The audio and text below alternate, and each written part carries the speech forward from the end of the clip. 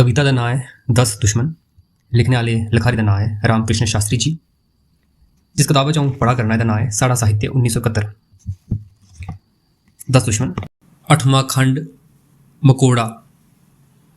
रंग ता काला कलोटा त्रिखी त्रिखी टोर तोदा जिद पेई जंदी नहीं मुड़दा साथियें गी जोड़दा मिठी मुठी वस्तुएं दी शौक रखदा स्वाद चखदा आपू पखदा बल्ले बल्ले वस्तु भलियां भोरदा चान चक जो छोई जंदा डंग चंगा है चलांदा टक मारे साड़ा पौंदा जिंदू गी नकोरदा ए कबत्ता ए मकोड़ा चमकदा जिसले छिड़ेदा जिंद पाए जा मड़े दी किंड नहीं गै छोड़दा।